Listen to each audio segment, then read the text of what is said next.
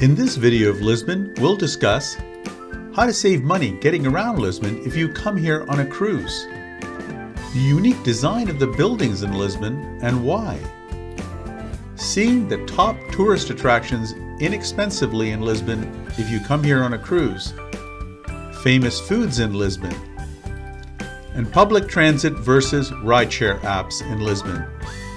So please stay tuned to my video. Please remember to post a like, subscribe to my channel, and hit the notification bell so you can always get my latest travel videos. Hello and welcome back to my channel, and welcome to Lisbon, Portugal. This is Rocio Square. The fountain is not on, but this is the main square in Lisbon. Now, a few things to note about Rocio Square is, first of all, it's accessible by the subway, and all you need is a metro card. You can pick it up at any metro station. They cost only 50 cents, 50 euro cents, and then you can just charge the card with €5 denominations. They'll take credit card, and you can just roam around the city.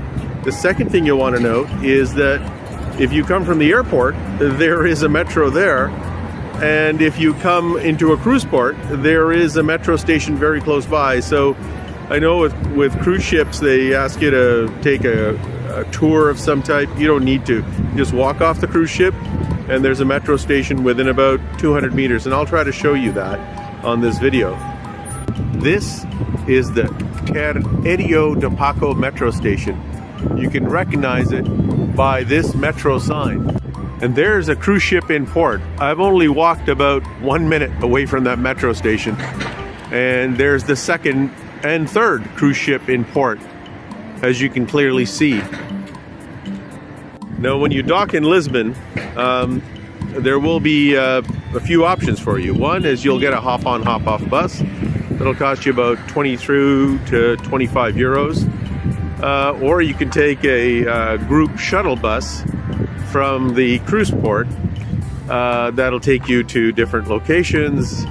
Or you can just walk to the metro that I've just shown you, a 7-minute walk from your cruise ship to that metro.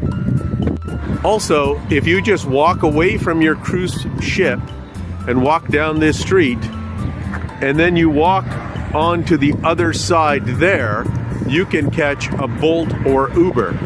And if you're 3 people or more touring Lisbon, it'll be cheaper for you to use Bolt or Uber to get around than it will be to use public transit. And public transit will be a fraction of the price of getting a hop-on, hop-off bus or a cruise ship organized tour bus. Again, this is Rocio Square, and from Rocio Square, you go down the main pedestrian boulevard, and we're going to walk towards that arch. This very popular tourist street is called Rua Augusta, and at the end, that arch is the Arch of Rua Augusta. To help you get oriented to what we're seeing, Rocio Square is 3 minutes by metro from the cruise port. That arch at the end of Rua Augusta is only an 8-minute walk from Rocio Square. After that arch will be a 30-minute bus ride or 20-minute car ride in a Bolt or Uber to our next destination, the Presidential Palace in Belém. Now, as you walk this pedestrian street, which is mostly filled with foreign tourists, you'll want to be aware of a couple of things. One is the restaurants on this street have fairly mediocre food quality, but they have pretty high prices. That's one. And the second thing is, especially in the afternoons and evenings, this is the street that you get all the drug hustlers. And people will be walking up to you and trying to sell you hashish, marijuana, cocaine, and it's on this street. That's where they mostly do it. And so, just a little traveler's tip for you. Right on Rua Augusta, you see the elevator Santa Justa, and there will be a big long lineup.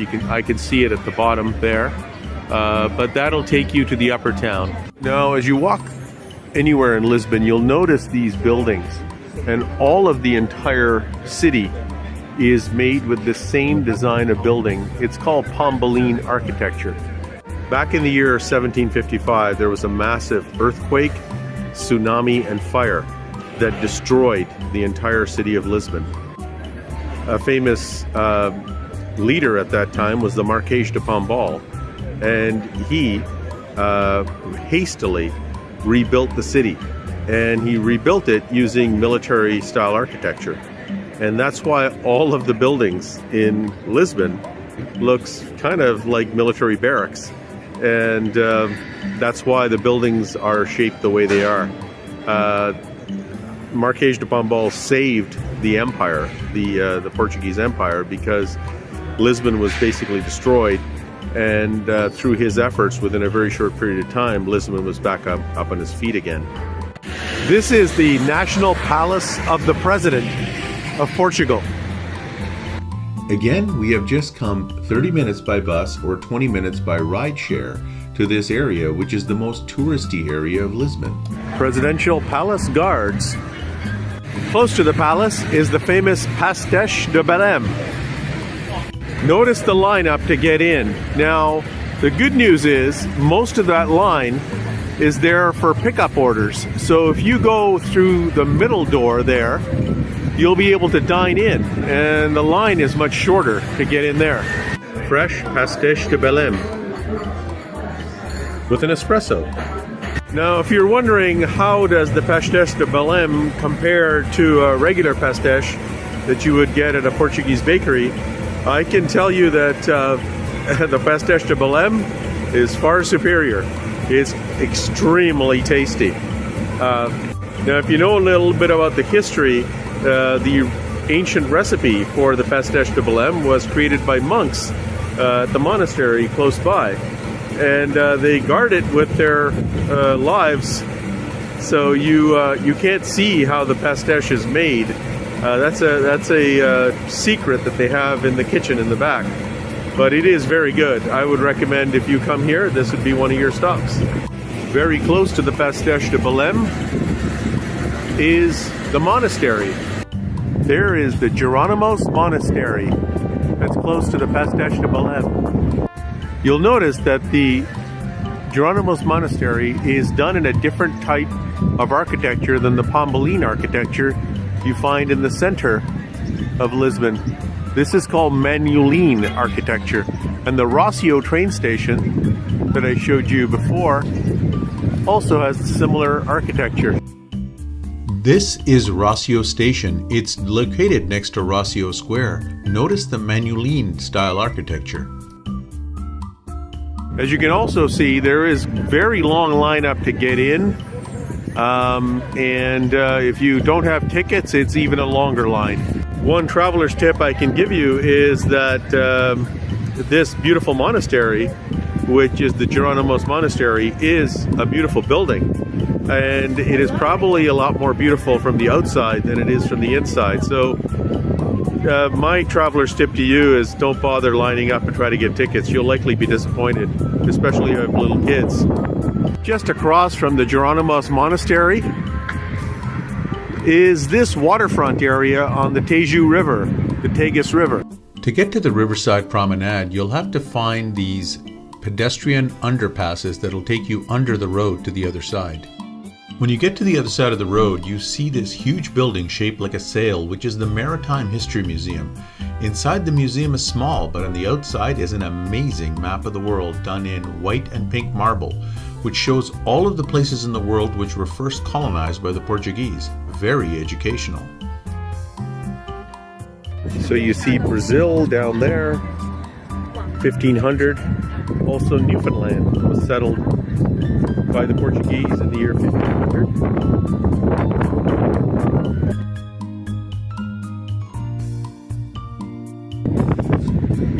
Goa in India in 1498. The shape of the Maritime Museum is shaped like the bow of a ship. There in the front, wearing the hat, is Prince Henry the Navigator. And right behind him is Vasco da Gama. And then a series of other navigators and explorers that are Portuguese all the way down. One thing that surprised me in my travels to Portugal is that in this sculpture behind me, Ferdinand Magellan is not recognized here. And that's because Ferdinand Magellan sailed under the Spanish crown. He didn't sail under the Portuguese crown. So although Ferdinand Magellan is known as the first person who circumnavigated the globe, and he was Portuguese. He's not recognized here. The second thing that you may find interesting is then the country next door, which is Spain. Everything is all about Christopher Columbus, and all the buildings and monuments are named after Columbus.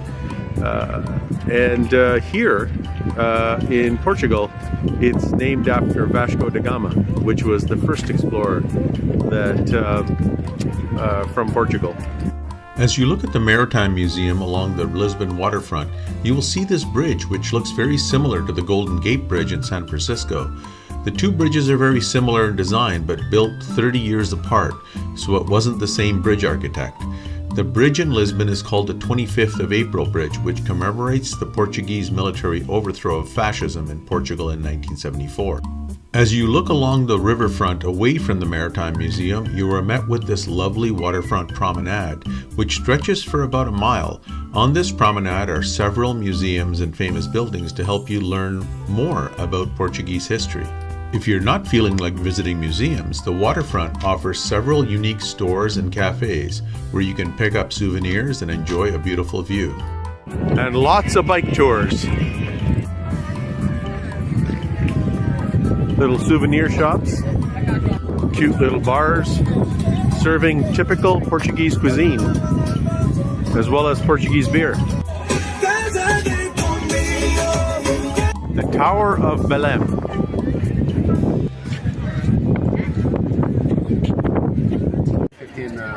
This is a mock-up of the Tower of Belém. A lot of defense. This was actually... The Tower of Belém was the last thing Portuguese sailors saw before they left to explore the New World, and the first sign of Portugal they saw when they came back.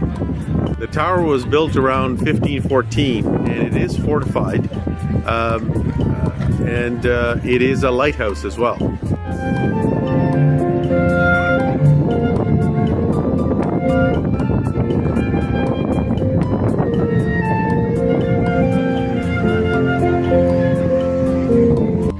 I wanted to show you how many tour buses are parked in this area near the Geronimos Monastery and the areas that I've just shown you around the Tower of Belém. At least 30 to 40 are parked here of these tour buses. Now, a traveler's tip for you. All of these tour buses are filled with people that are getting off a cruise ship in Lisbon. And the fact is, number one, you can walk to a metro station from the cruise port in about 11 minutes. So you don't need to take a tour bus to come to this area. You can just take the metro. The second tip I can give you is that if you just walk about 2 to 3 minutes away from the cruise port, you can pick up a Bolt or Uber. Bolts are cheaper than Ubers, and they would be a fraction of the price of any of these tour buses. Another final traveler's tip I can give you is that if you're a family of 3 and you take public transit in Lisbon, it's going to be cheaper for you to take Bolt anywhere. The other tip I can give you is that if you are just 2 people and you take a Bolt, it'll be about the same price as taking 2 public transit tickets to get to most of the tourist areas in Lisbon. I hope you found my travel tips if you're taking a cruise to Lisbon, Portugal, helpful. I hope you enjoyed my travel video from Lisbon today. Please stay tuned for more of my travel videos, and thank you for watching.